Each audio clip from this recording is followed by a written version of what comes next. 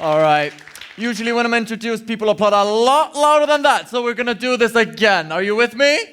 Yeah. All right, we're going to do it again. Help me welcome to the stage the one, the only, the fabulous drag queen of Iceland. It's Gógó Starr!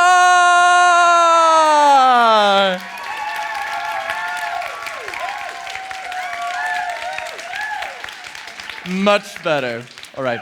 As I've said, I'm Gógó Starr, the drag queen of Iceland, and I'm here today to talk to you about producing your own possibilities.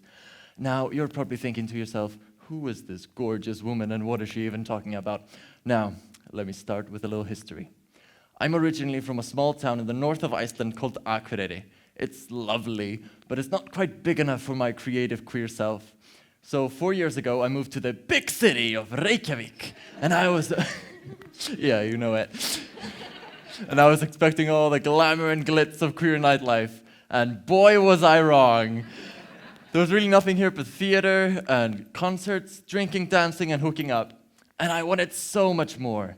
I was so surprised there was no drag scene, no cabaret, and barely anything which excited me.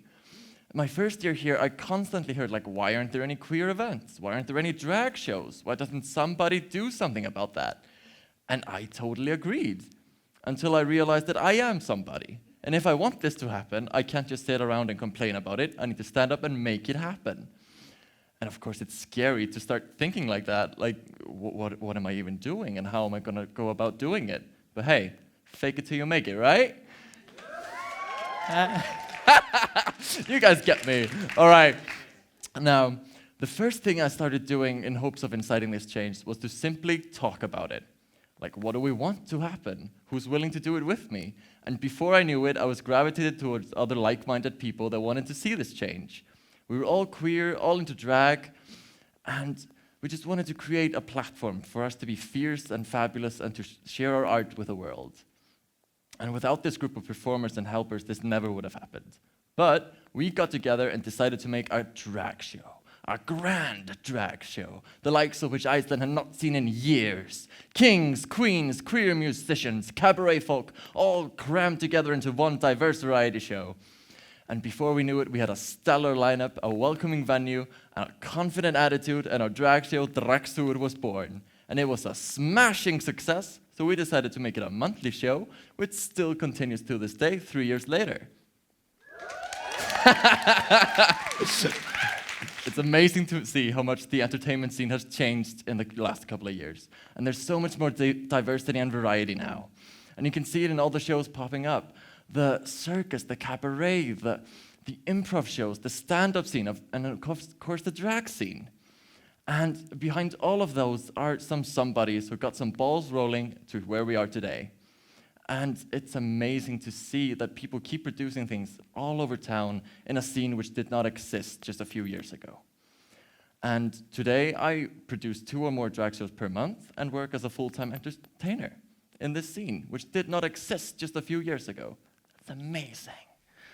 Now, what did I learn from this? Well, the first thing is simple. You cannot do this all by yourself. And I wish someone had bashed me over the head with it from the beginning.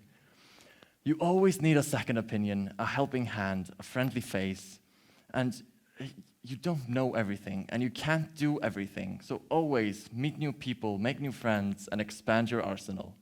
I happen to have the most wonderful manager/boyfriend. He is simply the best, and together we'll conquer the world. And the second thing I learned is that everyone is faking it. Seriously, everyone is faking it. Fake it till you make it. It's such a key thing. Just keep on convincing yourself that you're the shit, and then keep on keeping on. Example A, right here, faking it. Now, I've used this attitude to get me places. I've performed across Europe and the USA, sometimes at sticky stages and sometimes at fabulous festivals. But one thing all those gigs had in common is that I pursued them relentlessly. Me and my darling manager boyfriend have sent out so many messages and emails just to get these gigs. None of it was just a given. And it just shows that it takes a while to build up your brand or your idea. And now people contact me from overseas and book me on their own initiative. About time. Love it. One of these gigs that we pursued was for me to become the Lady of the Mountain, a female personification of Iceland, wearing a version of our national costume, reciting poetry at a formal ceremony on our National Independence Day. Every city and town in Iceland has their Lady of the Mountain. It's a very honorable role, and I've adored the concept since I was a child. And so we pursued this opportunity relentlessly, and finding out who was in charge of choosing the candidates, messaging everyone involved, making Gógó Starr, Reykjavik's Lady of the Mountain, became a mission of fierce determination. And after months of messaging, poking and prodding, we finally got an answer, and they were extremely intrigued by having a drag queen fulfill the role. Ideas were thrown around, and we decided it would be most fun for us to showcase me in the National Day Parade itself, celebrating Iceland and its progressiveness. Now, to put this into context, it's kind of like if a drag queen were to portray a Disney princess or a female superhero in an official production. It's huge. And so it was. And I'm happy to say that I am the first drag Lady of the Mountain. You can applaud a lot louder than that, come on. Now, why am I telling you this? What is my point with this? What can you take away from this? Well, it's simple. You can create your own possibilities. You can make it happen. Now, I don't mean for everyone to go out there and start producing drag shows. That would be a bit weird. No, what I mean is for you to take this and apply it to your own life. Look at the possibilities that are waiting for you and go out and pursue them. It can be something as simple as just starting to make time and save up for a trip abroad, or something huge like wanting to see plastic waste become a thing of the past. Just start out by talking about it. Create a discussion. Find your people and make some magic. And don't be afraid to take the first step, because the world is so much smaller than you realize, and so many influential people are all just a few degrees of separations away from you.